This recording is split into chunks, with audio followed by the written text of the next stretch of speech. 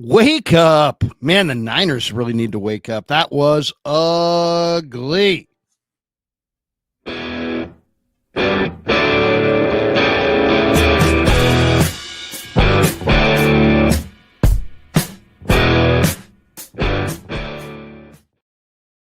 Yeah, if you're looking for ugly, boy, have you found the right show. Damon, Bruce, and Larry Krueger with you. It is great to have you here for a wake up on Monday, October 27th. Larry, we've been forgetting to thank our sponsors in the beginning of the show way too often. So let's get that taken care of today. We know we got a very big crowd, probably a halfway angry crowd in here to get to. And we will talk about everything that didn't happen yesterday in Houston. It was a bad day, but we appreciate everybody being here. It is Monday morning therapy here on Wake Up. It's great to have you. Please hit like and subscribe. And, you know, a big fat boy sandwich will make you feel a little bit better. Sometimes you have to eat your feelings, Larry. Check out Ike's, go to the Dubliner, maybe drink your feelings away. And, you know, here's how bad yesterday was, Larry. I went 0 for 4 on all 4 legs of my sleeper parlay. Wow. I haven't done that in a while. That's the golden sombrero of gambling. That is rough. Well, if you're going to lose a parlay, that's the way to lose it. Seriously. Lose it in grand fashion. Thanks to, some of the people in the chat, in the comments are like, these commercials, screw you guys. And it's like, guys, this is how I feed my family. This is how I support myself. So, sorry, when you listen, name me a platform that you can digest where you get no ads, nothing, no ads at all. It would take one $3 million super chat, and we'll never talk about this stuff again. Well, and just, big, beyond that, I mean, obviously, yeah, that'd be great. But beyond that, I mean, it's just like you tune into 15 minutes of the radio, you're going to get 7 or 8 minutes of commercials. You tune into a half hour of television, you're going to get 7 or 8 minutes of commercials. We may give you 2 minutes max. So anyway, thanks to Pig and a Pickle for being the title sponsor of the Krug Show. They're in Emeryville. They're in Corte Madera. They're open 7 days a week from 11 a.m. till 8 p.m. or until they run out, and they do run out. So go say hi to Damon and Mary, get some brisket chili. Tell them I sent you. Also, 49er football season on the Krug Show is presented by Sleeper all season long, the fastest growing fantasy platform in the entire world. It's a one-stop shop. You get blazing fast news, real-time stats, group chat, season-long leagues, and, of course, Sleeper picks for daily fantasy. Use promo code Larry, Larry, and Sleeper will match your first deposit up to $100. Links in the description. Terms and conditions do apply. All right. Was that really that painful? I made it through it. I'm okay. You're okay. I'm okay, We're Larry. all here. We made it through the other side of that laborious commercial break. No, but seriously, thanks to our sponsors for sponsoring us. Thanks to Damon's sponsors for sponsoring the Plus. Thanks to my sponsors for sponsoring the Krug Show. And thanks to all of you for being here on a Monday. We know you have choices. You have all kinds of options just as it pertains to YouTube alone. So we appreciate every single one of you guys for being here. We appreciate the effort that you're making to get here.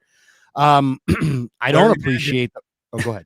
I was about to say, imagine if every single time you went to walk outside, you had to dodge falling safes and pianos. Every step, like not a single casual. Every time you went outside, you had to look out for safes and pianos. It is hailing safes and pianos on the 49ers. And we said on Friday, at least I said on Friday, I didn't really love their chances going to Houston. I could see how they could win, but I didn't love their chances to the point where if they lose and they lose bad and they look bad, I'm not going to be upset. We're not going to get angry about this one. Now, I still haven't rewatched the game. I plan on doing that this afternoon, and maybe I will get angry upon rewatch. But just as it washed over me, Larry, yes or no? Is that the worst first half of football Kyle Shanahan's ever had as a head coach? It felt like it, didn't it? Well, I mean, this is what happens when you go 3 and out, and then the other team has a 10+ play drive, and yep. Yeah, I mean, it was bad. I mean, it was bad every way you slice it. How often are all 3 phases? Maybe the best phase for the 49ers yesterday was special teams. And there were even special teams mistakes. I wouldn't even go there. I mean, they downed the ball. You're giving special teams the nod when on a day where they kicked no field goals and had a ball downed at the 1-yard line against them. That wasn't good. Big return, though. Big return. Yeah. I saw a big return at the end of that first half. Thank you very much. They didn't have a first down until the final drive of the first half, and everything that could go wrong did go wrong. And I haven't seen First of all, let's just start with this. Let's be grown-ups here. Congratulations to the Houston Texans. That's a really good defense. That's a good defense. Does Will Anderson Jr. play like that every week? I mean, I don't go out of my way to see the Houston Texans unless I kind of have to.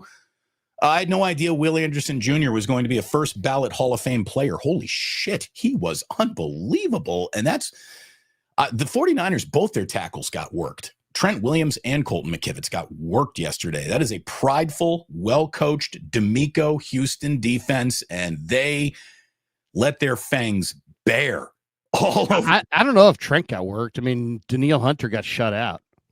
He didn't have a hit. He didn't have a sack. He was going against Trent.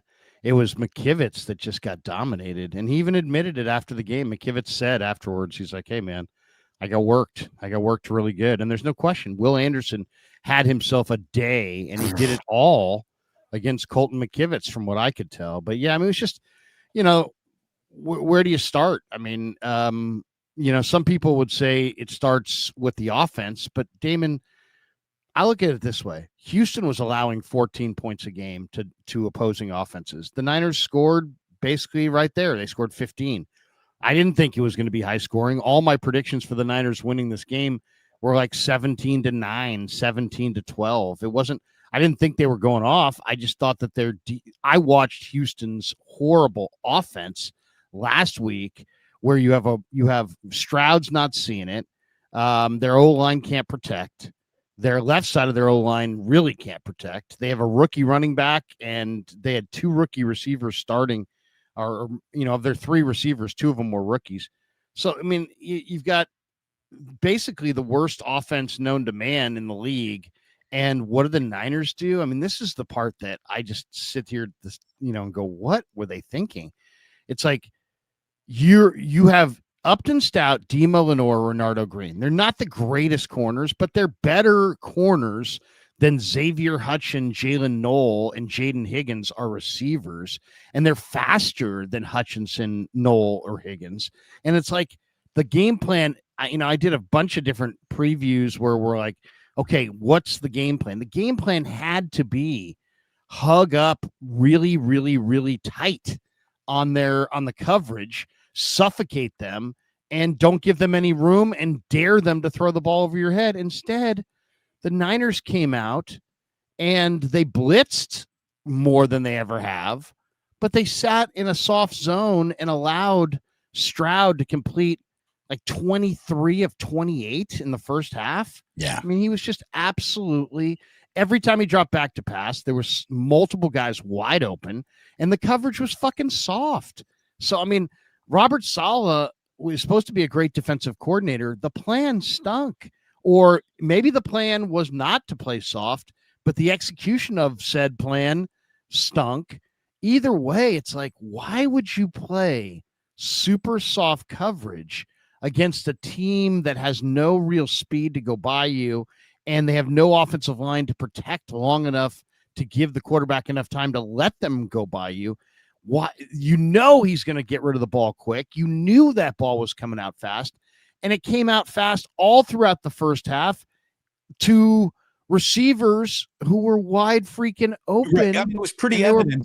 And they were busts too. 50-yard pass play, 44-yard pass play, 30-yard pass play. I mean, well, the 50-yard was just a check down, right? And Woody Marks, I mean, Bethune, was that a bust? Was that on Bethune? Was that on Winters? It was hard to tell. It was on one of those two guys. It was either on Bethune, who got wired inside, or, when Marks faked that he was going to block inside, Bethune decided he was not going out in the pattern. Maybe, I think that was Bethune's guy.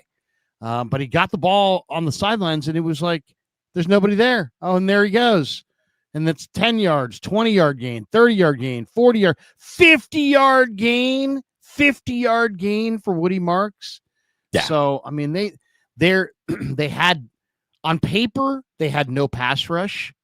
And so I was hoping, you know what? They're going to try to, can they dial up some blitzes? Well, they did dial up a bunch of blitzes, but the coverage was so soft. It's like, if you're going to dial up blitzes, you got to tighten that coverage because the ball's coming out right now. And instead they just had a bunch of really easy underneath receptions all fucking day. It was unbelievably maddening to watch that. It seemed the Texan game plan, too, was perfect, was designed to take advantage of the fact that, all right, they're going to play a little soft. They're in bend, don't break every day. So we're just going to bend. And every single time a third down came up, it felt like they converted it. And unfortunately, the Niners couldn't get off the field on third down. And it's just that simple. Look, everything that you just said about the game plan, about the soft coverage, Larry, you are spot on correct on all of it. At the same time, you don't even need to go there with any of that because it is simpler than that. When a team is absolutely stretched to its physical limitations while failing to execute against a really good defense on the road, you're in trouble. That's it. Like, there's some football truths that no amount of coaching is going to overcome. And the 49ers got beat in the trenches. They lost on third down offensively. They lost on third down defensively. And it's just one of those days. Larry, burn the tape. I don't think there's a teaching. Just that was bad. That was bad. Let's not talk of it again. I think you got a winnable game in New York against an NFC team next week. The choice to split these two, you take the NFC team over the AFC team every day. Yesterday was officially a weird day in the NFL. It was blowout city all around the league, and the Niners were on the wrong side of a bad performance.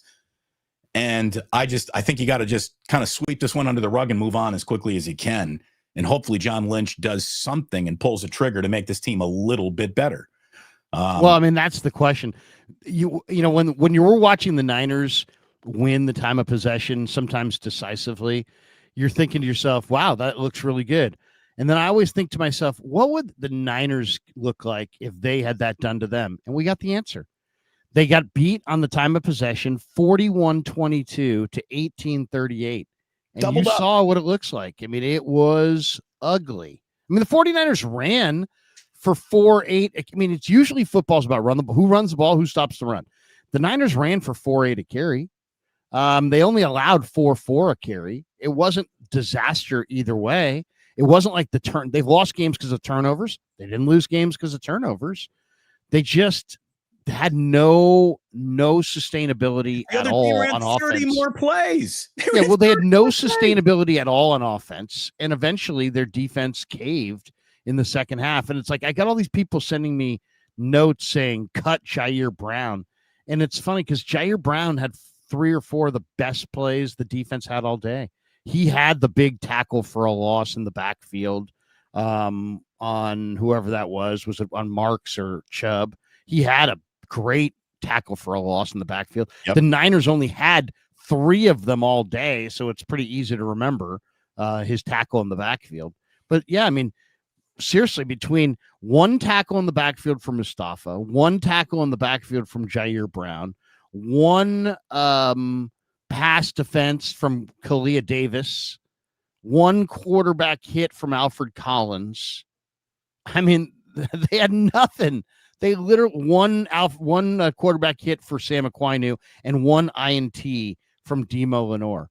The rest of it was a freaking tire fire. Yeah, throw away the tape, but learn from it first because, I mean, this Houston. I mean, here's the other thing too. It's like, well, the Rams had a good D, and Atlanta had a good D, but Houston's D just looked amazing. And outside of their defensive ends, Aziz and their defensive backs, I mean, it's kind of a no-name defensive line.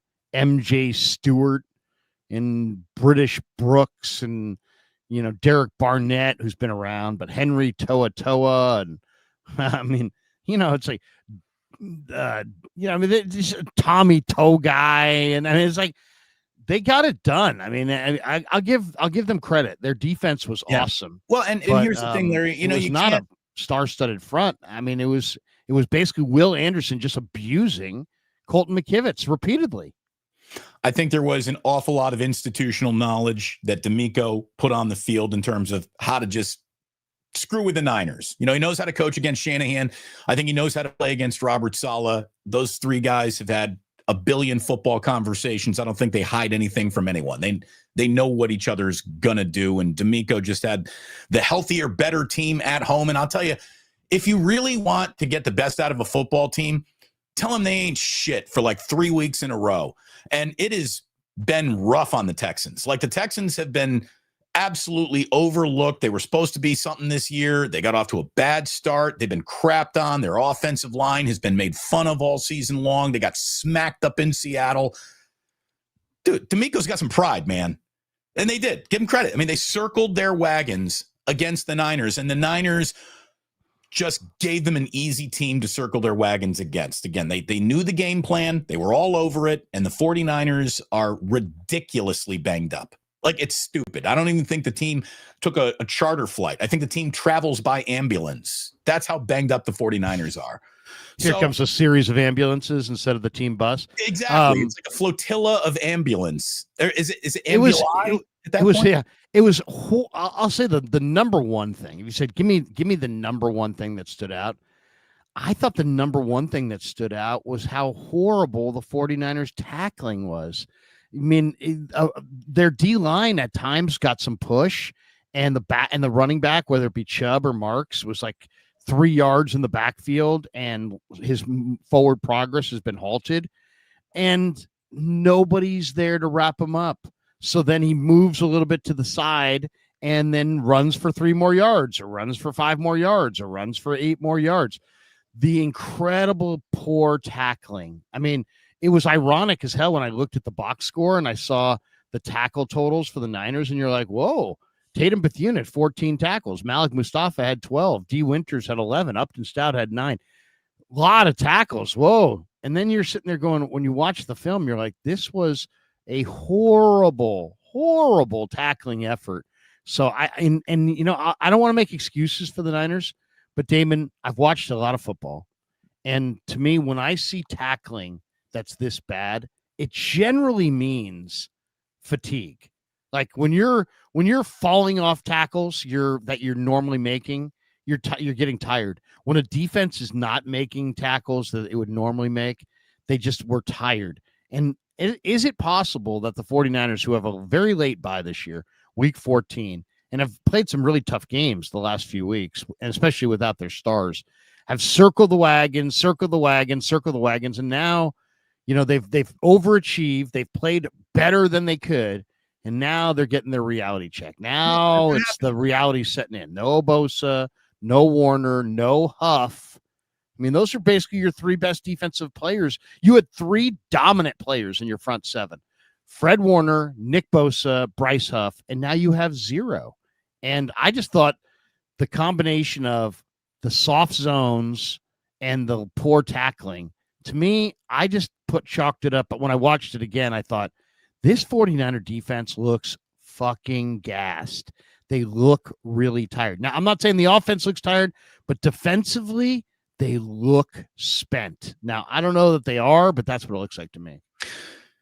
I mean, maybe you get tired and you look tired in a game where you can't get off the field, right? I mean, how could a defense not be tired? You got tired out in the first quarter in that game. You were on the field for 12 and a half minutes of a 15-minute quarter.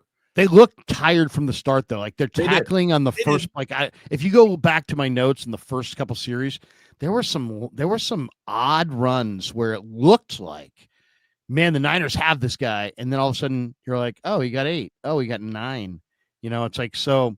I just felt like they looked fatigued. They looked tired. We'll see. What did they do really, really well against Atlanta? I thought they tackled everybody where they met them. The tackling ran the ball really good in the Falcons game. The Falcons game again, they were able to control the line of scrimmage in that game, and they tackled everybody where they met them. And it was the total opposite today. And whether it be the cumulative fatigue of all the pressures of the early season or just the in-game fatigue because you're not getting off the field, again, the whole thing was bad. And I think the more you look at it, I don't know how much more you're going to understand about it. That's why I'm saying burn the freaking tape, man. That was bad. Vic Tafur, he tweeted out, he's like, the offense didn't have a first down on 6 of its 9 possessions. The defense blew coverages on 3rd downs all day. And not having Nick Bosa, Fred Warner, and Bryce Huff didn't help. The 49ers never sacked CJ Stroud and touched him only twice. If you've watched it was awful. If you've watched Houston all year, CJ Stroud gets touched every other play in every other game he's played. I mean, that's how just uncompetitive the Niners were at the line of scrimmage. The Niners defensive line made an objectively bad offensive line look good. Well, it's all about pressure. It's all about pressure. Listen to these numbers on pressure. This Kev dug these up last night. Mac Jones was pressured on 50% of his snaps, which is a high. That's a big number, Larry. A high number. In those snaps, he went 4 of 13 for 64 yards and an interception when pressured. The 49ers produced, or I should say, the 49ers pressured CJ Stroud, I should say. Not at all. 24.4% of his dropbacks. Bullshit. Sometimes numbers lie. He was not under pressure. They blitzed him on 33% of his snaps, which is the highest blitz rate all year, which is what you would think, right? You have no Huff, you have no Bosa. The Niners have been blitzing right around 20%. Without Bosa, a few years ago, they blitzed, I think, 35%. Well, sure enough, 33% blitz rate in this game. Without the blitz, Stroud was pressured at a 7% pressure rate. So Jones was pressured at a 50% pressure rate. The Niners pressured Stroud 24.4% of the time, but they blitzed him the highest percentage they have all year. And without the blitz, when they did not blitz, 7% pressure rate. They had no pressure at all except for blitzing. So now the question is, what do you do? What do you do? Some people today are saying this team's so bad that John Lynch shouldn't do anything. I get that. I understand that. And other people are saying John Lynch needs to do this. I mean, some of the people who cover the team, guys like Matt Barrows, Matt Mayoko, guys who are not usually the type of guys who say the Niners need to do this, the Niners need to do that. Last night, we're saying the Niners need to get pass rush. John Lynch needs to trade for a pass rusher. So what is it? I mean, are the Niners cooked? No Warner, no Bosa, it ain't their year. They should tuck tail, pack it in, play out the schedule, but don't make any trades? Are the Niners in a mode where they absolutely are in it and should make a trade and try to overcome their weaknesses? And then within that whole decision, there's another decision, which is what, right? Okay, if you're gonna make a trade, if you're not gonna make a trade, you gotta cross that bridge. Once you cross that bridge, then it's a matter of what exactly do you do to this team to try to get them going? As you said, it's a wide open league. So there's not, I'll just say this. There's more than one option here. And that's why we're here this morning, is to debate that, I think, more than anything. Because you're right, Damon. We should throw away the tape, burn the tape. I mean, obviously Shanahan and the players are going to watch it. They're going to do what they always do. But, man, they're going to try to swim technique this thing and get down the road, Damon. They're going to try to make sure they forget about this as fast as possible. So let's forget about this for a moment and just get to it's Monday morning of trade deadline week. Where do you want John Lynch to go? Do you want John to be like, no, hang up the phone, John, go to Cabo, don't make any trades, retain all your picks, make no moves? Or are you in that camp that says make this particular move? Or do you have more of a philosophical approach of how you want them to proceed? But that's, I think, what I'd love to hear from the fans and you today is like, what do you think is the best plan? Because I think it is debatable. I think it's a pretty healthy, open debate, really. I think it's one that's worth having. I think Trey Hendrickson was a scratch yesterday for Cincinnati, and everyone was like, ooh, what's going on there? I don't know. It's probably not going to be an injury, I think. Yeah, here's the deal, Larry.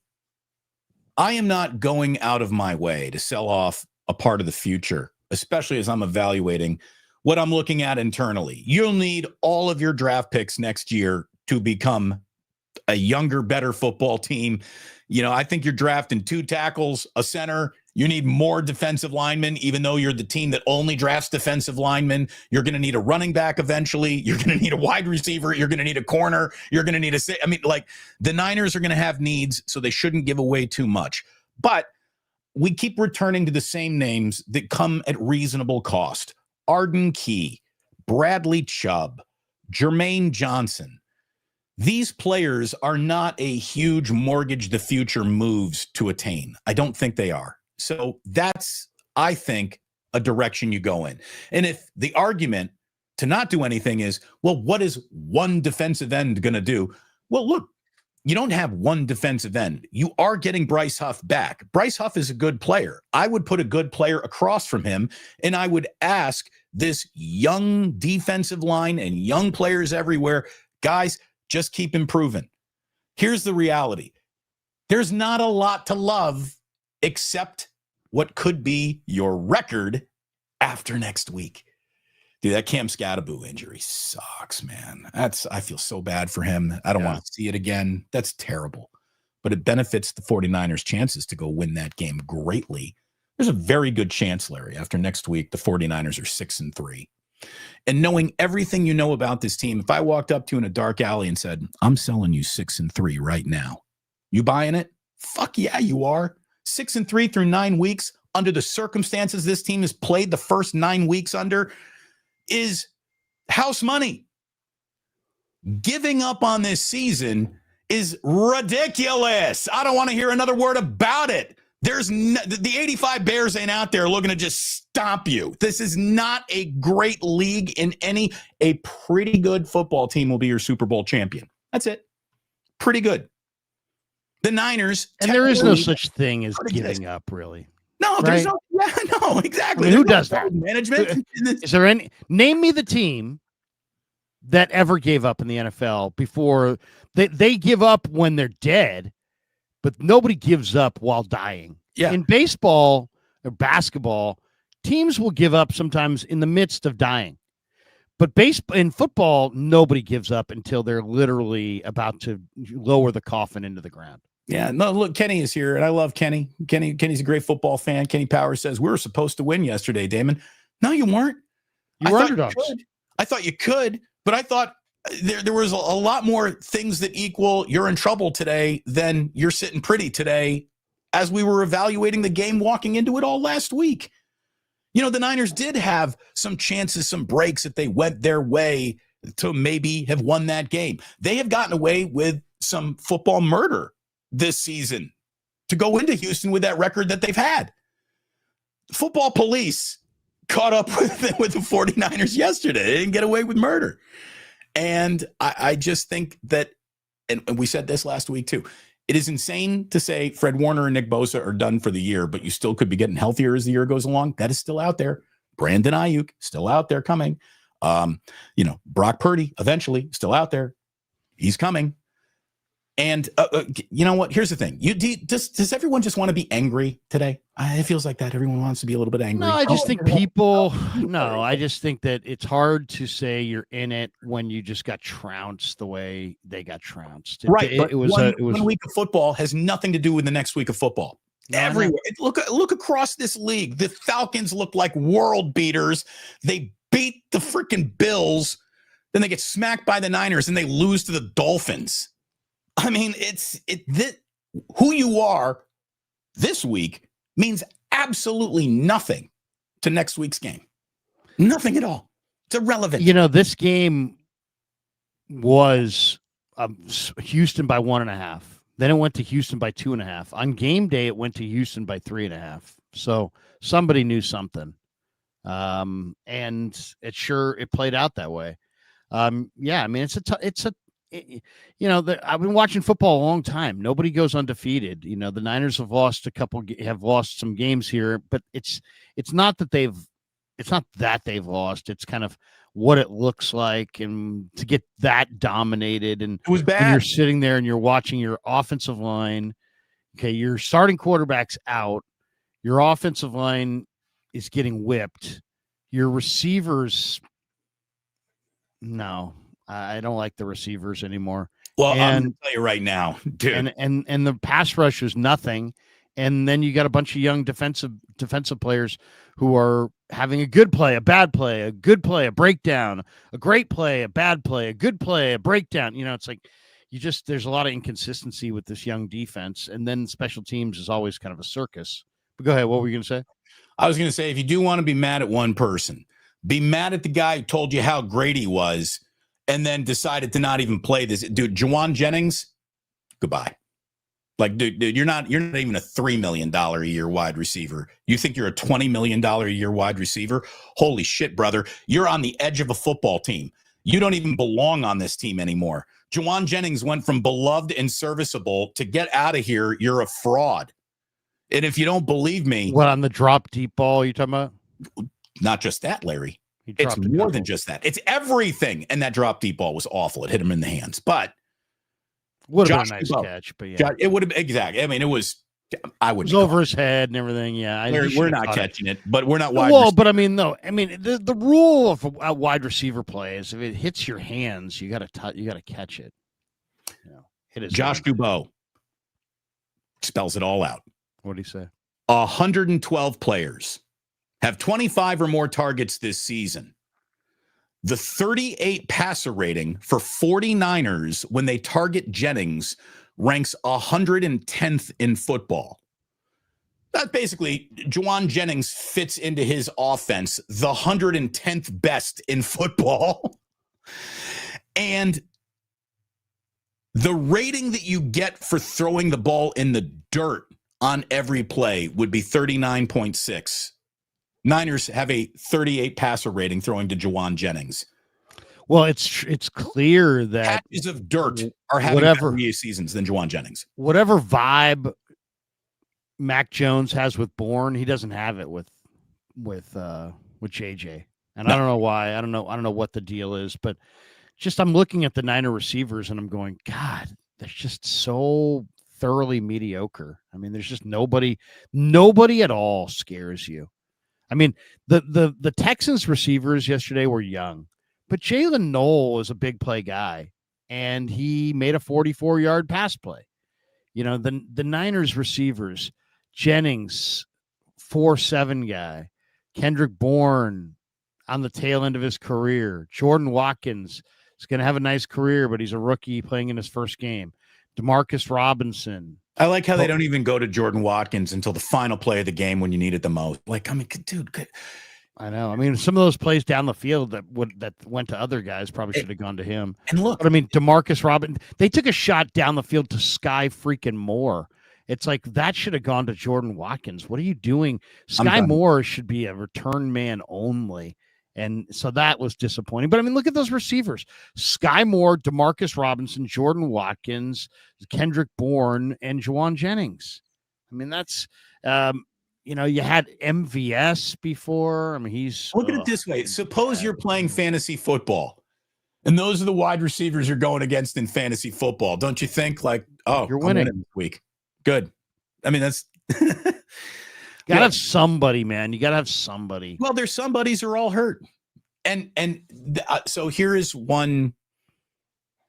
You know, as we're gonna let the team sort of off the hook for this one, come back to fight another day. There's still a lot of football left in this season. Blah blah blah blah blah. Why is it? Every time I watch a game, there is clearly this guy is having a day, or this guy is a huge part of the game plan, and he's being targeted 15 times. You know, everybody knows that Flacco is going to Jamar Chase, and every single defensive coverage is built around that. Yet he still goes to Jamar 15 times in a game. How come the 49ers can't prioritize and target George Kittle? How come the 49ers can't get it seems like the minute they get he led them in receptions. I know, but it feels like he's an afterthought, even though he's been back. And I understand he did a great job blocking last week, but it just feels like Shanahan and his offense doesn't really know how to feed the beast. When I thought drawing guys open, no matter what the coverage was sort of the specialty. I know this is a ridiculous thing. I've gotten into this with Shanahan in the past. I questioned him at the end of the first Super Bowl why Deebo Samuel, who was literally the betting MVP at halftime, only got 2 touches in the second half. And he proceeded to say to me, well, that's not really how it works. And I said, it's not really how it works. That's interesting. So you're saying that when the Rams beat you in the fourth quarter of the NFC Championship game in 23 or whatever year it was, and they went to Cooper Kupp repeatedly, Right. that was all good fortune. That was all good fortune on their part because that's not how it works. I mean, you can't try to get the ball to your best guy. What? I mean, the Rams somehow got Cooper Kupp with the money on the table. They somehow found a way to get the ball from Stafford to Cooper Kupp, but the Niners couldn't get Deebo involved in the Super Bowl when he was awesome in the first half. They couldn't give him more than 2 touches. So Shanahan acts like, it's totally in the stars as far as who gets the ball and when, and it's like it has nothing to do with anything. He has no control over it, and nobody has any control over it. It's just how a defense defends you, and where it's like that's so mysterious because other teams go to their. It's funny. Mahomes had no problem finding Tyreek Hill in the fourth quarter. Stafford had no problem finding Cooper Kupp in the fourth quarter. But you can't get the ball to your guys in the fourth quarter or in the second half. I mean, it's such a flimsy excuse. It's like, well, that's not how it works. I get it. You don't come out of the huddle saying we're calling, the Jawan Jennings play. We're calling the Jordan Watkins play. I get it. There's multiple receivers in a pattern, but you can also put, a receiver in a certain spot and have him calling the play, knowing that he's going to be the first look. And there are ways to scheme your receivers into catches. And it's just like, nope. But I mean, they don't even have a receiver that's worth that. I mean, Kittle at this point is like, so what? You can't get the ball to old Kittle. Your tight end coming off of multiple injuries has to be your featured guy. I mean, you threw him 5 balls, he caught 4, and he got one of them was a touchdown. So I mean, I hear what you're saying though. Why do the 49ers not have a go-to, receiver when it seems like every team they play does? Well, and it really does seem like every other team that drafts a wide receiver they think could do a little something to help them out this year, they get on the field sometime before. What week was this? Was this week 8? This was week 8, yeah. And I understand there have been some injuries along the way, but the amount of slow playing into wide receivers means that they're always developing wide receivers is something the Niners are not very good at. I mean, we got enough evidence to say it ain't working in a lot of, who isn't Jacob Cowing on this team? Yeah, Jacob Cowing. I mean, all Jacob you Cowing. And I have contributed as much as Jacob Cowing. That's the thing, but that's the thing. They're all Jacob Cowings. We got a room full of Jacob Cowings. None of you really matter. Maybe Ricky Pearsall will. Brandon Ayuk, come back quickly. This team needs I can't say anything about Pearsall because Niner fans get so butthurt when I give them reality on Ricky Pearsall, which is that he's fucking glass. He's fucking glass.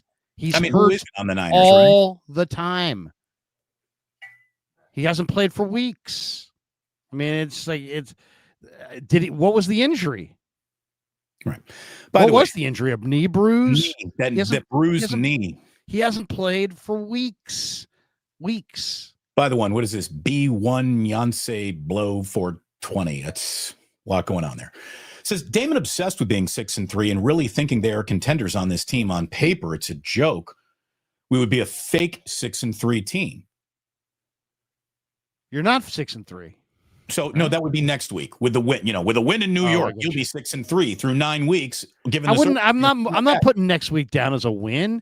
You just got your offensive line just got whipped by a line that's not as good as the line that you're probably going to face next week. Maybe, but again, it's Jackson Dart and good luck. I mean, so yeah, but I mean, it's Dexter Lawrence, it's Abdul Carter, it's Brian Burns, it's okay. Here's the thing, so it's Kayvon Thibodeau. It's these guys have good defensive linemen.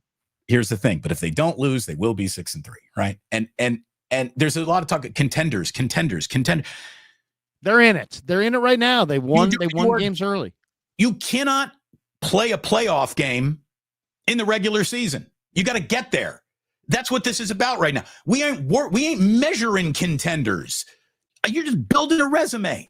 That's all this is. The regular season builds a resume to get enough wins to go play in the real season and then take your shot when you get there. I've watched enough 49er football to know that on any day, they can come up and give you a real good puncher's chance, even with all their problems. And apparently getting curb stomped is out there too, because that's what happened this past Sunday. And it's the first time they've been curb stomped in a real long time. The Niners don't lose like this often. They don't. That was capital B-A-D, burn the tape, bad. It was awful. I don't think they're going to have two that bad, that awful games in a row. I don't. I think they're better than that. Even as they're terrible, they're better than that. Are they? Are they better than that? I don't know. Well, here's the thing. Are they? I mean, really? It doesn't matter if you 49ers. The 49ers are. I mean, let's take a look at this and be real about this for a second. Here's the deal. That game is kicking off at 10 a.m. on Sunday, no matter what you are. The 49ers are 5-3, and they're -4 in point differential. You could argue that they're not as good as their record. No, they're not. Indicates. They're not. But 5-3 -4. They don't have to be better than their record right now. All they need to be is their record right now. Yeah, but I'm just saying, are they better than their record or worse than their record? Well, -4 tells you that they were fortunate to win the games that they won, and they may be worse than their record. They're 3-0 in the division. They're 5-1 in the conference, so they're positioned nicely still, but they've got the lowest point differential in their division at -4. And they've gotten away with some football murder. They got the same point differential as Dallas. I mean, think about that. How about this? Isn't the way you draw it up. This isn't what you want, but this is what you got. And unfortunately, the Niners had painted themselves into this corner. We'll see if they can get out of it. I mean, they're a middling football team.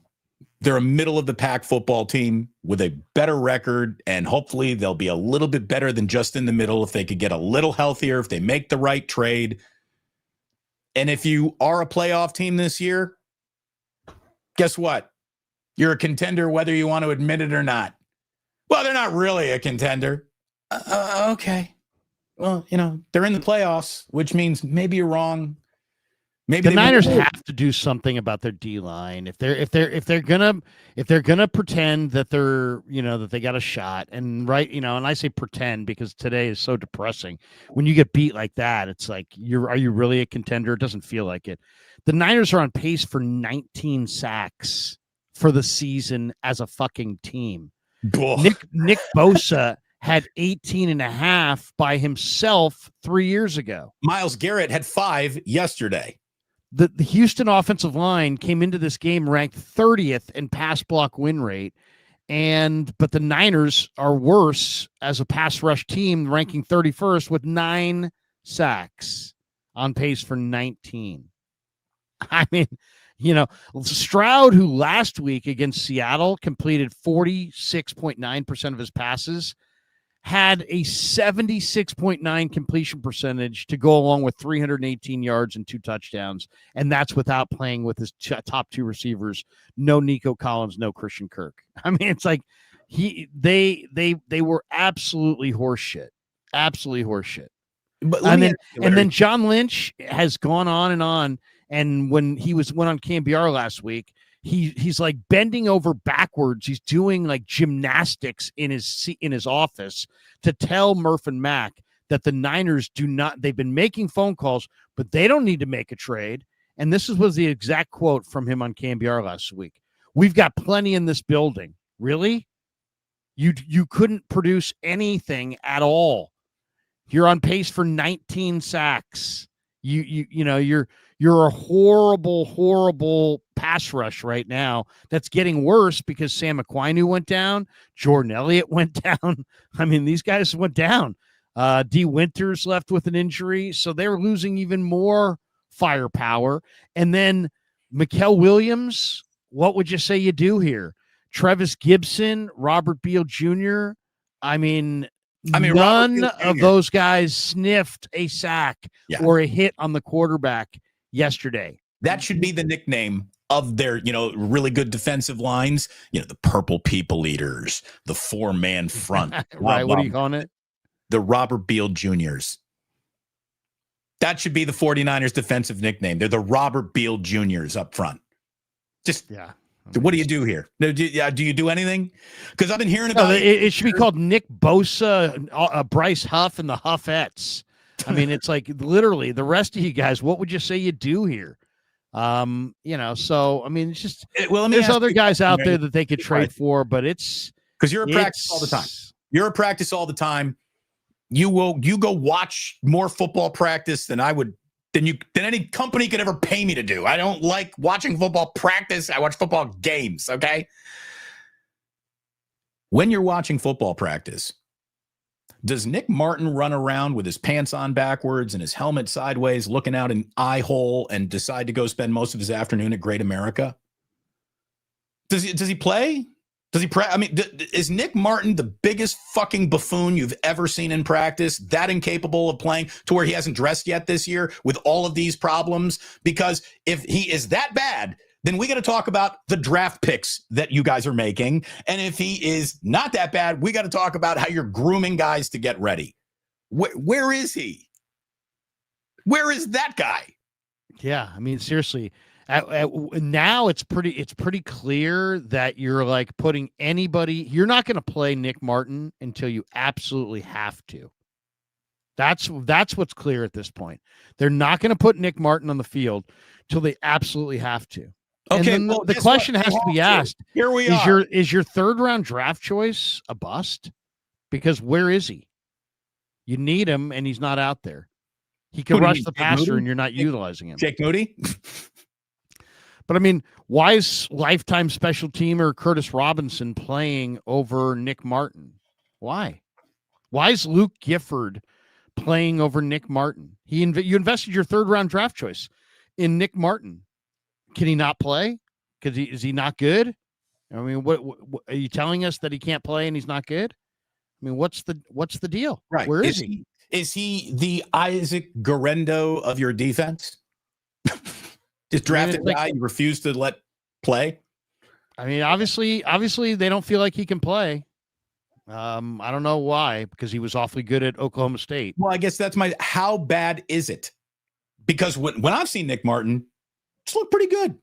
Maybe he's made some errors of aggression where he's overrun plays in the preseason. How about this?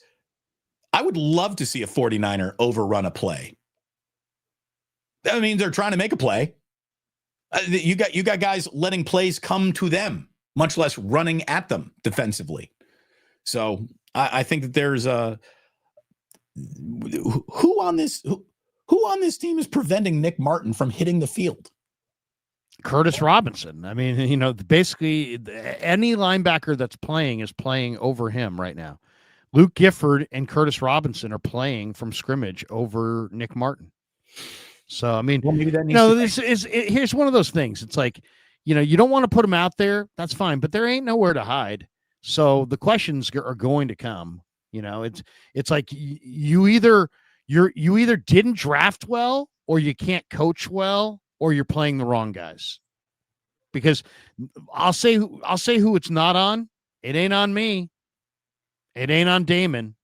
It ain't on any of you guys in the chat. It's not my fault that they picked these guys. It's not my fault that they played these guys. It's not my fault they couldn't reach the quarterback. It might be their fault that they specifically didn't watch your don't draft Mikael Williams video. Maybe it is your fault, Larry. Maybe it's the algorithm's fault. Mikael Williams, another guy. I can't say anything critical about Mikael Williams. Otherwise, all the Niner fans get all upset, all butthurt. Dude, how about this? I mean, you had people falling over themselves telling you how great he was. I see some good attributes, eventually you got to produce, right? By the way, Eventually you got to hit the quarterback. Eventually you got to sack the quarterback. You're a defensive end. There is no such thing as I'm a great defensive end that doesn't sack the quarterback. Right. I'm a great defensive end that makes 3 tackles a game. I'm a great defensive end. I just don't ever have a TFL, a quarterback hit, a pressure, a sack. Do you see what I'm saying? And there's lots of people who love to tell me in my chat that Shamar Stewart's not good. Is he any worse than this guy? I mean, neither guy's producing a whole lot, but it wasn't like I was jumping up and down on the table saying they have to take Shamar Stewart at 11. If you remember the lead up into the draft, I was like, hey, think outside the box. There's a lot of great players here. We talked about Tyler Warren. We talked about Tyler Booker. We talked about Jedi Barron. You know, all those guys went after McKell. We talked a lot about the better idea Walter Nolan. We talked about Kenneth Grant. The better idea was my plan. Why don't you take like 3 draft picks that you're just going to blow on guys who you will not play, Kyle? Because, by the way, I know you, Kyle. I call you out on this every year, and you do it every year. You do not play the guys you draft. If you are drafted to be a wide receiver or a running back on the 49ers, you're fucked. I mean, it's just you're not playing. So package those picks, move up, and get Armand Membu. That's what you should have done. Or just take Gray Zabel. I mean, Zabel went, or take an offensive lineman. God knows you need an offensive lineman. I mean, to me, the safest pick was to go with Jedi Barron. He was the Thorpe Award winner. He was the great corner. He went to Denver at 20. I'm a believer in college football. I would take the best players in college football. So I like Jedi Barron. I like Jalen Walker, who won the Butkus Award, went to the Falcons at 15. I like Tyler Warren, won the Mackey Award. He was the best tight end in the country. He went to the Colts at 14. I mean, how much better would the Niners be right now if they had Tyler Warren?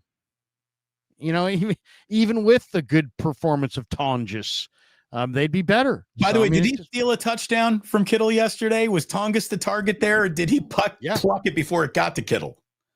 No. It was going. No, it wasn't. Mac's pretty accurate. It was going to Tonjes. Yeah, it was going to Tonjes. Nice catch. Look, Mac Jones played great. He played fine. The office. The guy's given everything you could ever ask him to do. It was just a weird week. It was a bad week for the Niners. It was a weird week around the league. And I talked about this on Friday with Sammy. Week 8 is like your natural halfway point in a football season. At least it used to be. And this is where some separation starts to occur. And look at what happened this weekend. All but one of Sunday's games decided by double digits. Cream starts to rise. And it's, the 49ers ain't the cream right now. By the way, the job just got tougher as we speak, because the Titans, as we are sitting here, are trading Roger McCreary, who I was suggesting the other day that the Niners ought to go for Arden Key and Roger McCreary. Right, you wanted a package deal. I wanted a package deal. The Titans are sending McCreary to the Rams for a conditional fifth and 6th round pick swap. Now, this shows how the marketplace on trades is super low. This guy's a starting caliber NFL corner, and it sounds like the Rams are sending basically their 5th round pick to the Titans for McCreary and the Titans 6th round pick. So the Titans only moved up from the 6th round to the 5th round for Roger McCreary.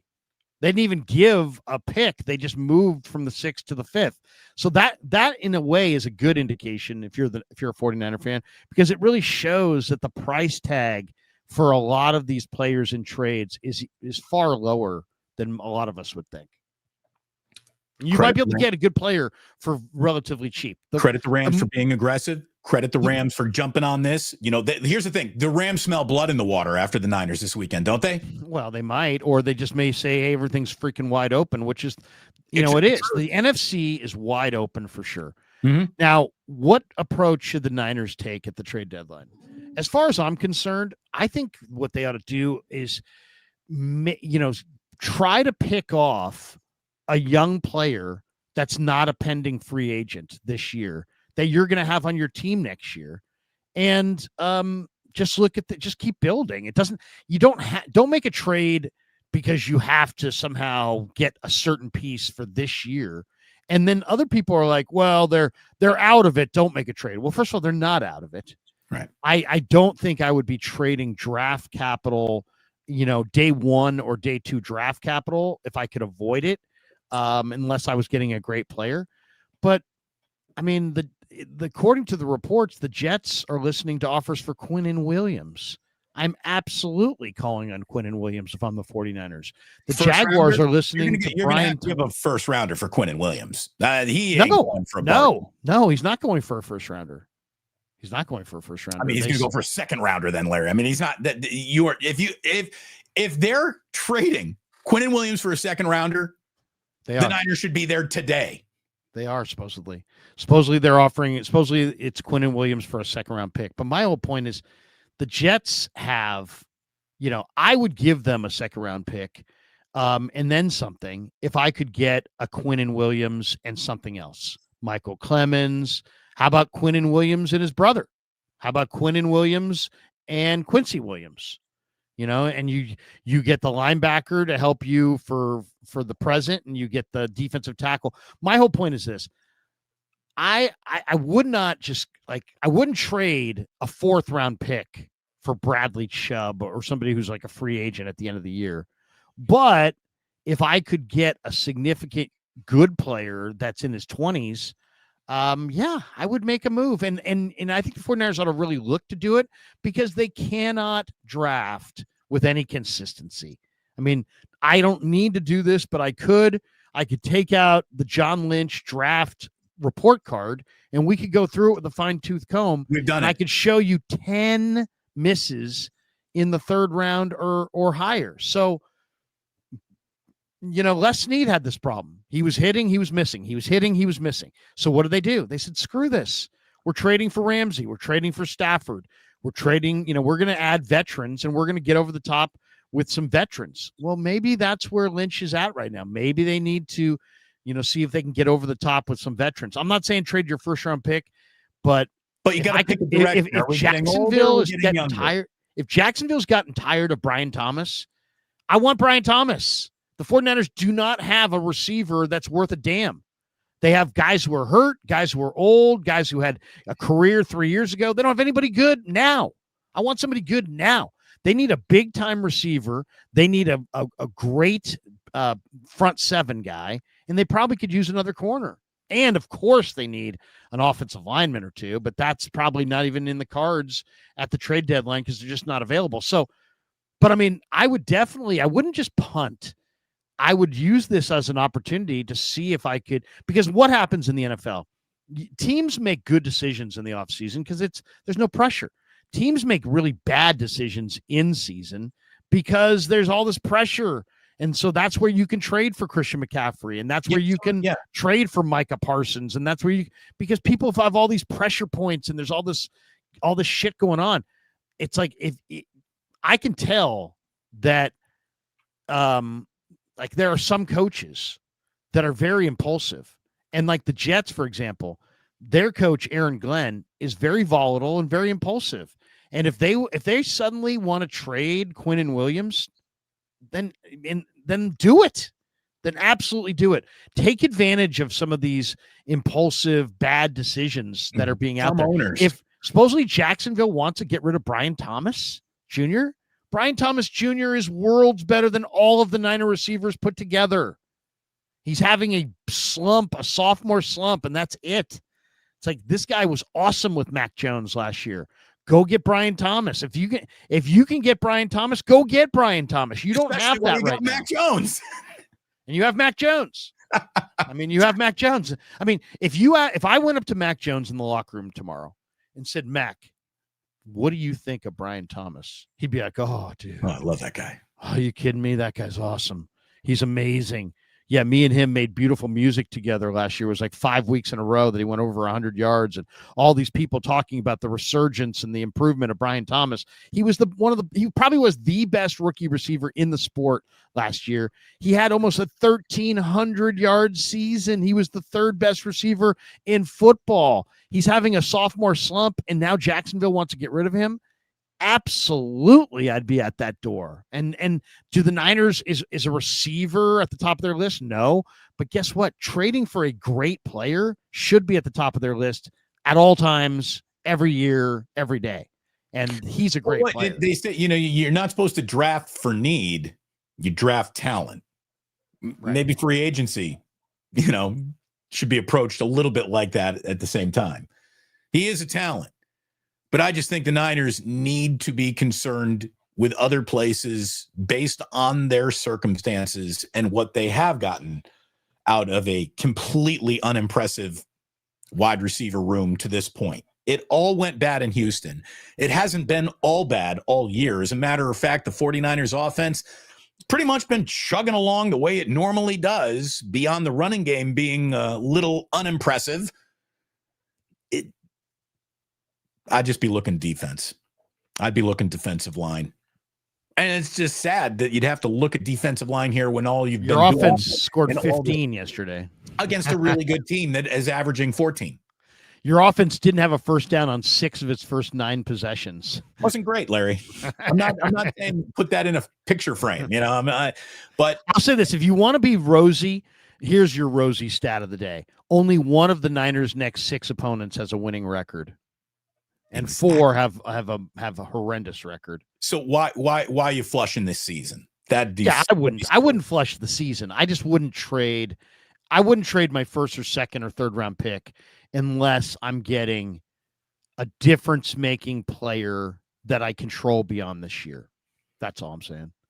Larry, you got to get a difference-making player. All I'm saying is if you got to get bouncing here in a few minutes, we better start hopping into these supers right here and now, brother. We got a lot of them today. Yeah, I am jumping on the radio today with Papa and Silver at 10:50. So what is the time? It's 10:11. Okay, we got a little bit. All right, here, let's hit some. We do have a lot of supers here. 27 supers in the house. All right, let's go to them. Thank you, everyone. Right here, we should tell everybody that the super portion of our extravaganza today is brought to you by our good friends at Helpless. Thank you to Helpless for being a proud sponsor of the Krug Show. There they are. They will fight to make it right. Helpless, Omar and Tarek Habas are great guys, and they have a great business. And they're outstanding. They step up big for the community, and they always do. They always step up big for the community. And today's show is sponsored by Helpless. For more than 40 years, Omar Habas and his son Tarek have been standing up for people right here in Northern California. They're fierce, relentless PI attorneys. They don't back down until justice is done. They're official partners of the Giants, San Jose State, and others. But when you're injured, the insurance companies, the game plan is they try to dodge. These guys don't let them dodge. And it's really as simple as that. So if you need someone in your corner, call the firm the insurance companies hope you never call. And that's Helpless. They will fight to make it right. Visit them on the web at HabbasLaw.com, HABBAS law.com, 1-800-INJURED, Helpless. They will fight to make it right. And thanks to Helpless for being a proud sponsor of the Krug Show. All right. We got this one from Cheddar Bob 530. Hell. You tune into an NFL game and you watch more ad time than actual football. Dude, by the way, if that bugs you, Cheddar, makes me laugh just saying that. But if that bugs you, dude, order the NFL Plus. It's like $8 a month. I have it. As soon as the game's over, you can watch a condensed version of the game. Do you want to know how long the game actually is when you take out everything, the halftime, the timeouts, all the promos, all the ads, all the stoppages? Do you know how long it takes me to watch a 49er game? 18 minutes. Well, more like, depending on the length, of course, but roughly 20 to 25 minutes. Yeah. 20 to 25 minutes to watch an NFL game that you're going to spend 3 hours watching. I wish they had this for college football. College football, I can't. It's college football is like, I don't even know what to say about college football. College football has to stop this clock stops or pauses on every first down to move the chains. That needs to be a running clock. Could be targeting. Could be let's disappear for 9 minutes. It could be targeting, and it's like, I mean, seriously, I just, when I'm watching college, I feel like baseball's trying to speed it up. College football's like, we're slowing this shit down. We got this one. Nostradamus. I never bet on the 49ers when they play an AFC team on the East Coast. Tendency to take the day off, both as coaches and players. I'll just say this. I love it. That's a good strategy. Houston is nowhere near the East Coast. Yeah. But I think it's funny. It's like, there's a map of New York that shows like, everything like west of this tunnel is like the West Coast. You know what exactly. I mean? Yeah. It's like, it's on the other side of the East Tunnel. Oh, it's a West Coast. Yeah, you get off the Tappan Zee Bridge, you're in Omaha. Like there's the arch. MSQ. On the bright side, Niners finally got a pick, LOL, and Brian Robinson Jr. at kick return moving forward. Yes. Also trade on the way this week. Yes. Well, look, it's good to see there Brian would definitely be a trade. Jr. do something to help this football team. That was the nicest special teams play of the day. Get him the ball more, wouldn't you say? Yeah, I would, but they don't. Seriously, they act like he's, persona non grata. Ben_Diesel85. With all these injuries on defense, why is Nick Martin on the shelf? I don't see why he's not on the field at this point. We talked about it. And here's the thing. I don't believe that he can't play. It's like the people who have like that, like Dieter's like a big anti-Nick Martin guy. He thinks he sucks. I can't sit there and stomach people walking around thinking that they're right when they're so obviously wrong. This guy is absolutely a player, and for whatever reason, he's not on the field right now, but he's got to get on the field. I think we've already seen glimpses of what he is as a player. Have we not? Have we not? How about this? Who is playing so demonstrably that much better in front of him, he can't get 10 snaps a game? Right. And it's like, hey, Niners, it can't be both. He can't be shitty and Lynch be great. It's like this was John Lynch's 3rd round pick. All right. So if this guy's shitty, then maybe the guys making the picks aren't good enough. Right. You can't have it both ways. John can't be unassailable and this perfect GM, and your 3rd round pick can't get on the field. Right. When you have a need there. Picks get on the field historically. Come on. I mean, let's be real here. We can't cover everybody and then not play this kid. Mikael Williams equals Solomon Thomas. Come on. No. We're not there on Mikael Williams. Not even close. Solomon Thomas was easy to identify as, not at all. Doesn't even have the body type, really. They're totally different players. I mean, Solomon Thomas was a tackle. Mikael Williams, 2-3 years from now, could be really special. They just need him to be special now, and he ain't. No.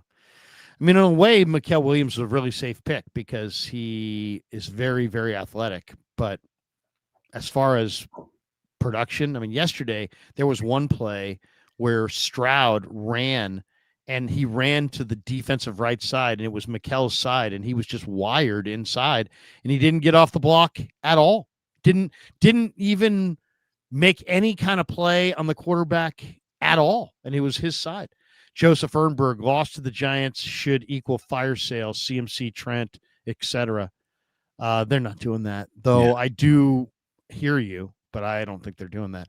David E., is it possible the Falcons are really a bad team? No, the Falcons are the Falcons. That's what they are. Drubbed by the Dolphins, though. Historically, though, the Falcons have always been like 1 week they're really good, then 3 weeks in a row they suck, then they're good for another week, then 3 weeks in a row. It's just this is what I think the Falcons are pretty good, actually. To be honest, they have talent, but they just putting it all together on the same day is tough.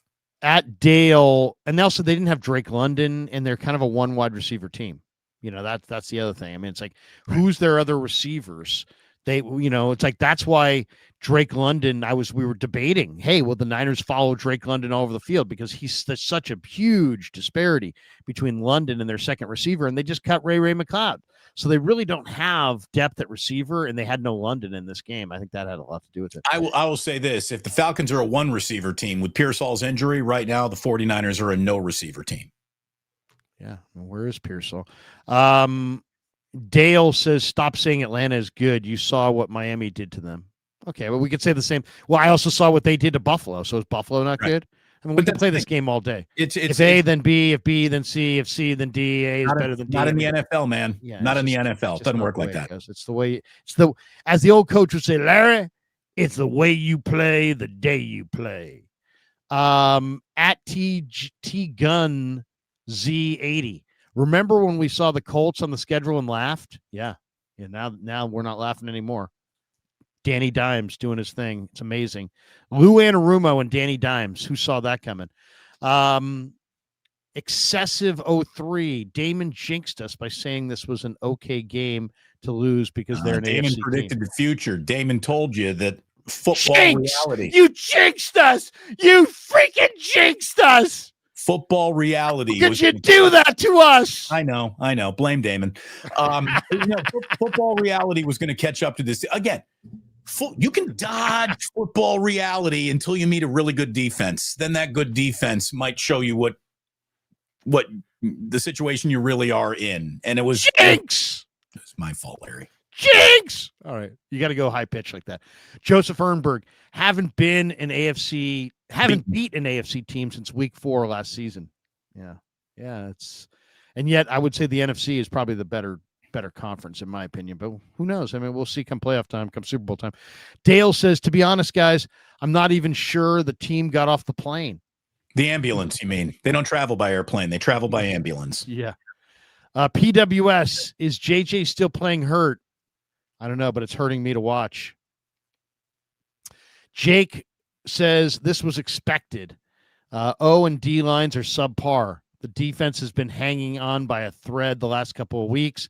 Time for Martin to play. Yeah, seriously. Boxing fan ×4. How confident, minus the T, are you that the 49ers actually draft a tackle instead of going for a wide receiver? BA may not be here. JJ shouldn't be here. Ricky stays hurt. Well, I'm not. I mean, first of all, it's how confident am I? It's October 27th. The draft is literally April 27th. I think so. It's a ways away.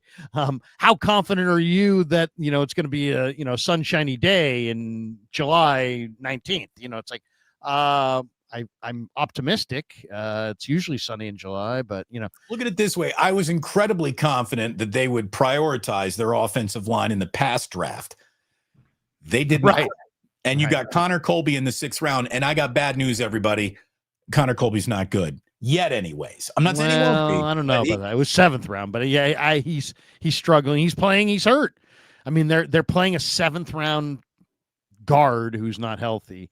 I'm very confident that the Niners are going tackle in the next draft in the 1st round, to the point where they have to go tackle, and it's unhealthy. Because the reality is you should not have that closed of a mindset coming into the draft process. You should be open-minded, but they're going to have to be closed-minded. And this is how you draft just a good player, not a great player. And they need great players. So I would my mindset would be draft great players. As far as this wide receiver, I'd rather trade for Brian Thomas right now than invest another draft pick in a rookie receiver, especially the way rookie receivers fail in the NFL. At GRYMMC29, it was CJ Stroud and good luck. CJ Stroud was not very good the week before, but he looked good. CJ Stroud returned to the player that everyone was excited about a year ago or 2 years ago this weekend. That's the best he's played in a really long time. He looked good. He did look good. That's what happens when you play a soft zone. I mean, their offensive line did not allow a sack. It was a first this season. I mean, seriously. They also managed a season high in 475 yards. So what you saw yesterday was not just the Texans. It was the best of the Texans. Barry McCorker. Barry McCockiner. Yeah. Come on. Oh, that's just awful. That is just awful. It's a little bit awful. It's also incredibly clever, and I salute you. That's just awful. Join the stream late. Sorry if this was covered, but wanted your thoughts. Would you have gone for 2 when the score was 16-6? I know it wouldn't have mattered, but it was ripped online for suggesting it. No, so I would have gone for 2 only because you're in the game that you're in. And at that point in the game, you hadn't done shit. And like you got a chance to make this a 1 possession game and half. Here's the thing, though. Even when that was a 1 possession late, Larry, I am Mr. Positive during a football game. During my watch parties, I'm saying this is a 60-minute game. Don't complain about how the game's over in the second quarter. I was pretty much saying that game was over in the second quarter yesterday. And when it became a 1 possession game late, I said it doesn't matter. This is not a 1 possession game. On the scoreboard it is, but on the football field, this is not a 1 possession game at all. The Niners aren't even, they got no shot. And it was bad. He's saying on the Kittle, when Kittle scored the touchdown, right, should the Niners have gone for a 2-point conversion yes, there? I think so. There are, the theory is there's a lot of game left, and so you don't want to start chasing points on the scoreboard right I wouldn't. I wouldn't go for 2 in the first half. I'd take my PAT. But I'll tell you where I typically like to go for 2 is when you have the kind of drives that Houston put together. When you can put together a 10-play drive, and you got the defense at the end and they're really, really tired. Yeah, I think it's a great opportunity to go for 2. But I don't go for 2 in the first half at the end of a 4-play drive. That's what that was. But, they did do it later in the game after a 12-play drive.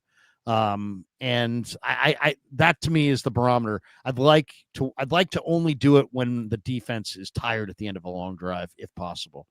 Thank you, Barry McCockiner. All right. D. Martinez, McKivitz was a passenger that whole game. He just got beat. There was one time where Will Anderson jumped off sides, I thought intentionally, just so he could get a hit on Mac Jones. And then he did get a hit on Mac Jones. And they're like, oh, he jumped off sides. Yeah, but, most defensive linemen would trade a smashing hit on the quarterback for an offsides penalty. I almost felt like Anderson did that one time. Mad 49er fan. The 49ers have squandered away so many first, second, and third round picks for John Lynch not to be on the hot seat. What say you? Yeah, it's like bottom line is Kyle Shanahan is a hell of a coach, and he's done a really good job pretty much consistently. They've had some really good rosters, but they could have better rosters if they hadn't missed on so many high picks. Solomon Thomas, Jalen Hurd, Dante Pettis, Reuben Foster. We can go down the fucking line. Too many misses too early in the draft, period. I like John Lynch. He's a great face of the franchise. They ought to get somebody who's the director of college scouting for Green Bay and make him the general manager. Yeah, they should give him draft control. Lynch doesn't have to be gone. He doesn't have to be shot into the sun. No. Kick him upstairs, make him the president of blah, blah, blah, He'd be blah, a great blah. president. Yeah.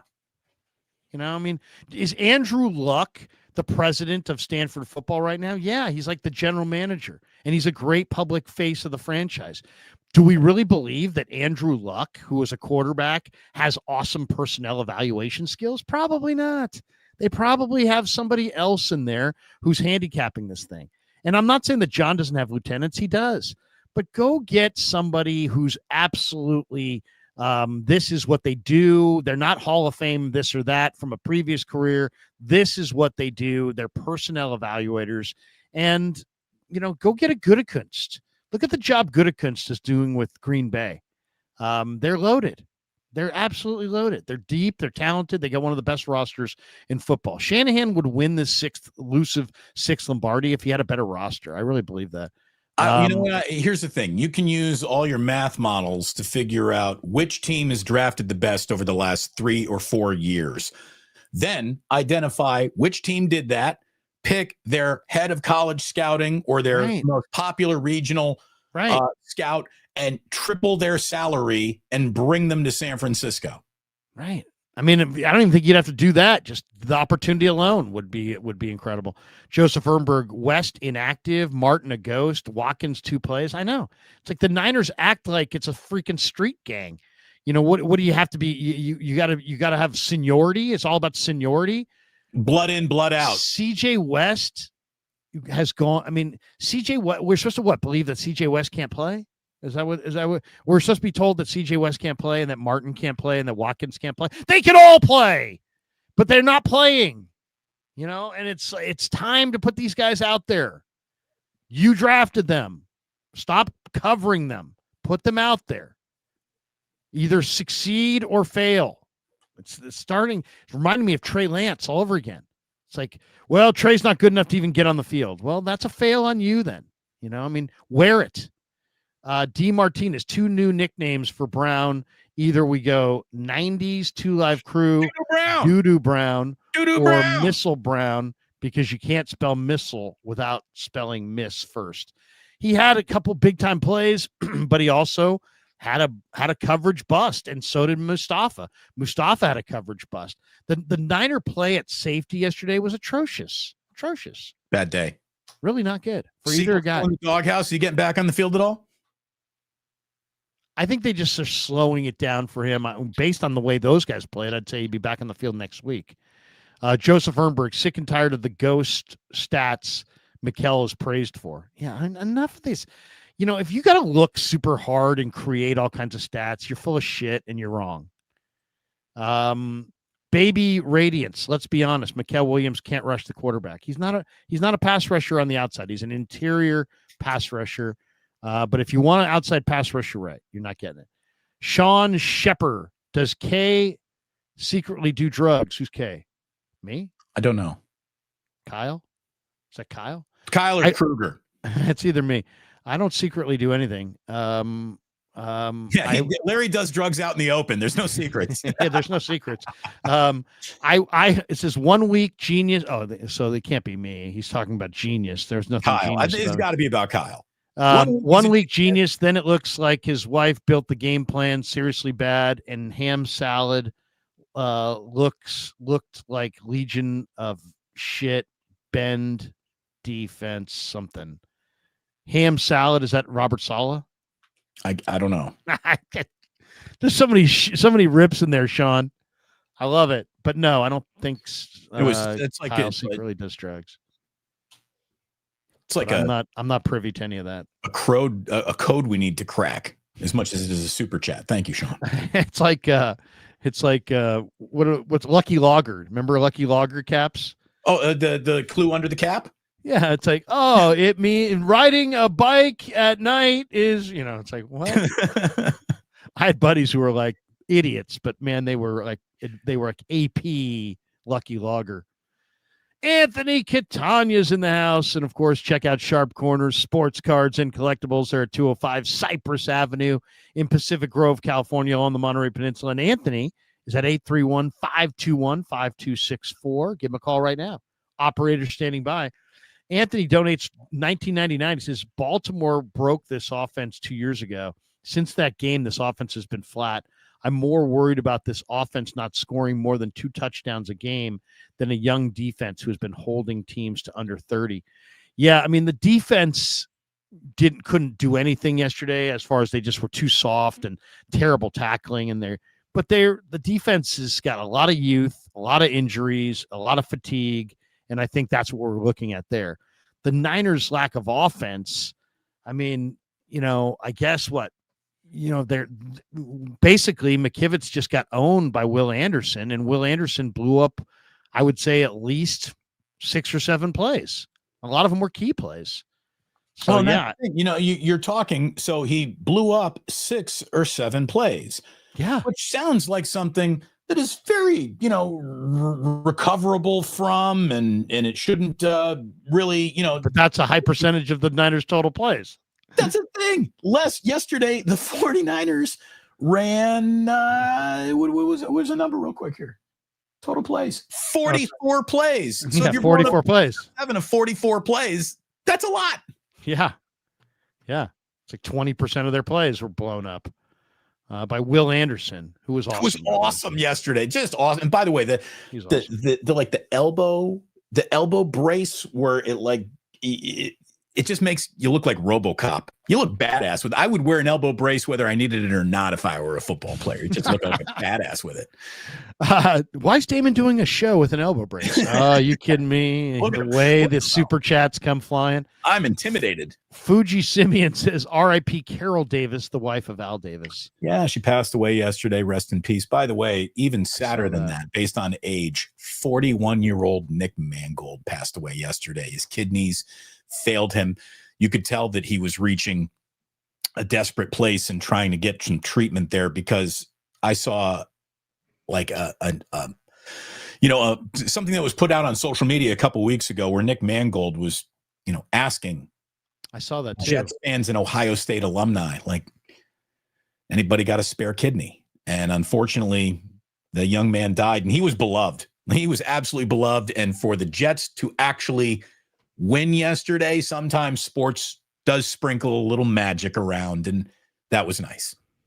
Yeah, I mean, just the old saying, man.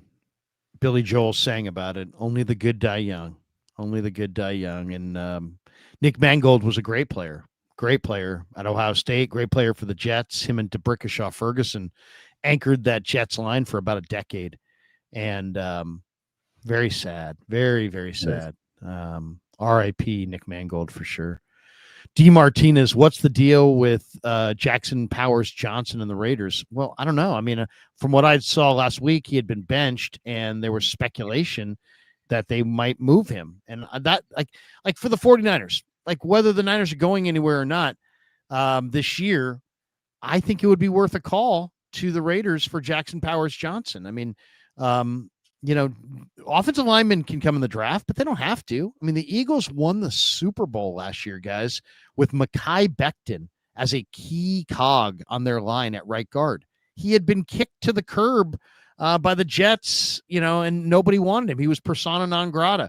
So, but the Eagles said, hey, he's not a tackle, he's a guard, and let's put him in our system and let's see. And they rode his power on the right side of that line to a Super Bowl. So, Jackson Powers Johnson is about 330 pounds. He's a really good player. He can play center. He can play either guard spot. Obviously, he's worn out his welcome with the Raiders because he got benched. And I would definitely call. He's got serious concussion problems. Like every third practice, he is seeing somebody, and he's getting the follow the eyes check, and he's a little fragile. Well, that could be your answer right there. Yeah, that could be your answer right there. Sonia Leary, you still think Mikel was the right choice? I don't. 11th pick should be a game changer. Love your show. I never liked the pick because I thought it was a safe pick from the standpoint of his athleticism. And then I like the fact that they have an interior rusher. And I think Mikel is going to be one of those picks that when you're leaning on him to lead the charge, I think you're going to be really disappointed. But when you can build up that line around him and he's allowed to just be a cog in the wheel, not the whole damn wheel, I think then you're going to be really glad that you have him. He's got a lot of talent, and he's a good interior rusher, albeit an undersized interior rusher. But for the 11th pick in the draft, no, I did not like that pick. Tyler Warren is going to be an all-pro tight end.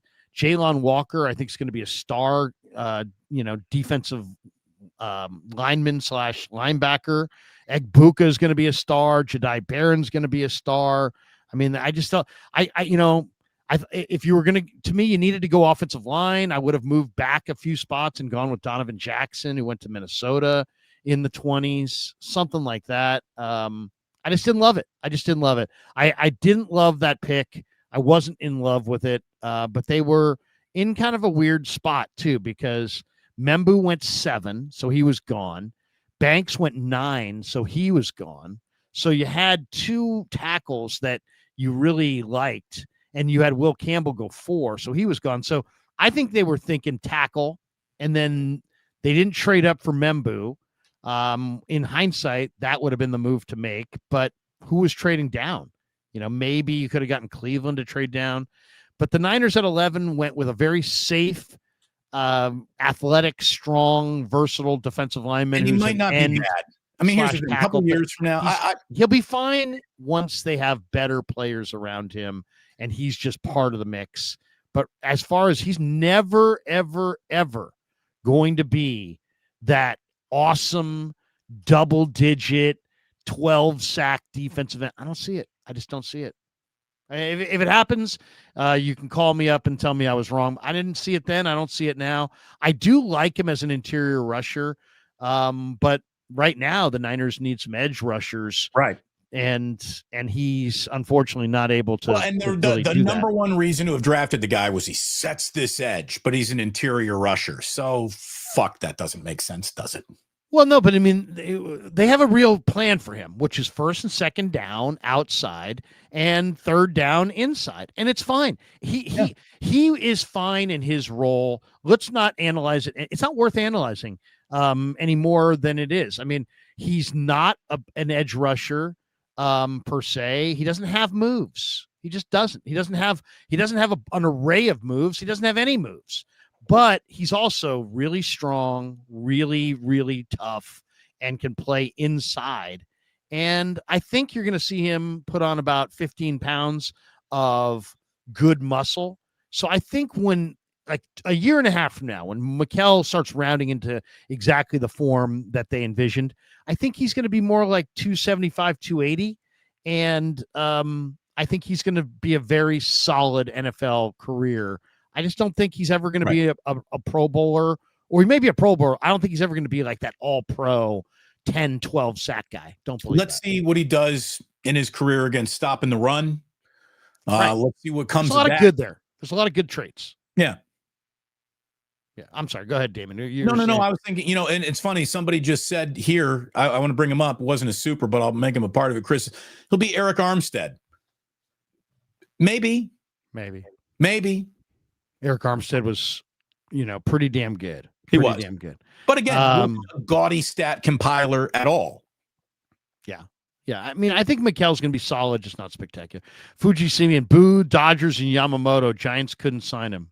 Dude, we're talking about the Japanese Greg Maddux. This guy's putting up complete games in the postseason. He was fantastic. Awesome the other day. Frank Mello, Ricky Pearsall needs to feel the urgency and get out there this week. I know you don't want to rush anyone back, but it's go time. Got to start getting the quality players back. I hear you. I mean, you don't want to force anybody on the field before their time. That's for sure. 49ers squadron. 49 IRs. 49 IRs. Yeah, it's not bad. PWS. We need this Krug in the media and locker room. We need this Krug in the media and locker rooms. LOL. Oh, we need this Krug. There we go. You're saying that you want me to be angry all the time and pissed and show up at the presser going, what the fuck? Could you imagine if I started every press conference with, Kyle, I got a question. What the fuck? No, here's what you need to do. You need to take just irate. Just take all the anger out of it and just say, excuse me, Kyle, what the fuck? What the fuck? Huh? Kyle, see, I like CJ West. Why don't you? I like Jordan Watkins. Why don't you? I like Nick Martin. Why don't you? If you guys don't like these guys, then why do you like Lynch? Because he picked them all. So if either you're picking the wrong guys or you're not playing the right guys. Either one. Something's got to go. Slow Civic, which is a great handle. Did Damon beat his wife after this loss? Damon does not beat his wife. Where did that come from? What kind of a loaded question is that? That's like the loaded question. Are you still beating your wife? Excuse me, what? By the way, I'm just going to tell you right now, Jillian would hold her own with any dude in this chat. Jillian is going to out bench press you out. Dude, my wife is a powerhouse. She will fuck you up. Dude, I'm not going to get in a fight with Jillian. Oh my God, she'll sweep. She. Have you ever seen the last scene of Karate Kid where he said sweep the leg? I mean, that could be Jillian on Damon if he comes at her. I mean, she could sweep that leg. Dude, she did CrossFit. She is yoked right now. Jillian, the medical issues Damon's had. I mean, she can take him down. Totally. She can knock me right over. Once we went to groundwork, I would have to use some jujitsu on her. Yeah. Don't let the grappler ever take you to the ground. Fuji Simeon, off topic. Your thoughts now on the Vitello hiring? Okay, I've had more time to think about it. I don't love it, but here's the thing about it. It's an outside the box thought, and the guy's had a lot of success, and let's give it a shot. Let's give it a shot. That's really Here's it. the I don't thing. have a strong. Here is I wanted to see a more experienced guy, but I'm Right. not losing my mind over it. It just seemed to me to be a little bit of a risk for a franchise that rarely takes risks, and it seems kind of odd that you're chasing down the Dodgers, who are like this freak of nature force, and yet you're going to go with like this outside the box thinking. It's like, it just seems like it's either boom or bust, and bust is got at least a 35% chance of hitting. If he's Mr. Energy waking up the sleepiest clubhouse and dugout in baseball, yeah, will maybe be a good thing. But then it's going to turn into baseball. Here's the thing. My buddy Tom Ackerman in St. Louis knows him, knows his father, says that he comes from local baseball royalty in St. Louis. The Vitello family is a big deal there. So maybe. Who knows? Again, we'll see.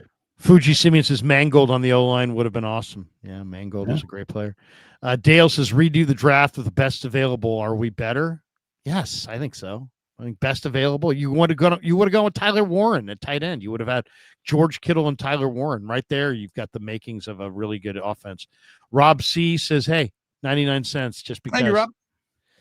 Slow Civic. Damon looks like the. Oh, come on, dude. Why don't take shots? Don't take shots at Damon. This is. By the way, here's this is Wake Up with Larry and Damon. Do not take shots at Damon or me, or our wives, or look at it this way: take all the shots you want, but give the super on my side of the channel, you fuck. Yeah, I got the $2 and he got the rip. What's up with that? The hell's that? That ain't right. All right, that is going to do it for us. I'm 4 minutes from now going to join Greg and Greg on KMBR for a quick segment rehashing yesterday's loss. So look for that. Damon, what do you got cooking the rest of the day? We got our show coming up at 11, of course. We're going to get underway. Not only are we going to go over, the horrific game that we all just watched, but some very interesting things happening with the Warriors. Do you know that Steph Curry is leading this team in blocks right now? Is that a good thing or a bad thing? We'll talk about that. Probably not good. We got Warriors and Grizzlies tonight. Back-to-back games coming up for the Warriors. And look, nobody likes Brian Kelly, and he got fired at LSU. Saw that. A&M, thank you. But his resume is, if dudes are getting fired for this resume, man, it ain't easy being a coach, and it's amazing. You can't feel bad for a guy who gets fired and still gets to keep $50 million. Is that what it is? Yeah, it's insane. Oh, yeah. Oh, yeah. $50 million. Game 3 of the World Series tonight. So we'll talk a little bit about all that. And then there you go. That's what's coming up at 11. Larry, always a pleasure. Thanks to everyone for watching today. Like and subscribe on your way out if you haven't already. We thank you for watching. That was a bad one. Again, burn the tape. Go to New York, beat the Giants. We'll take it from there. Yeah, thanks to our sponsors, Pig and a Pickle, Sharp Corners, Claw Daddy Arcades. Great follow on Instagram at Claw_Daddy_Arcades. Thanks to Sleeper. Thanks to Habas Law. And thanks to all of you guys. Have a great Monday. Go Niners. Peace.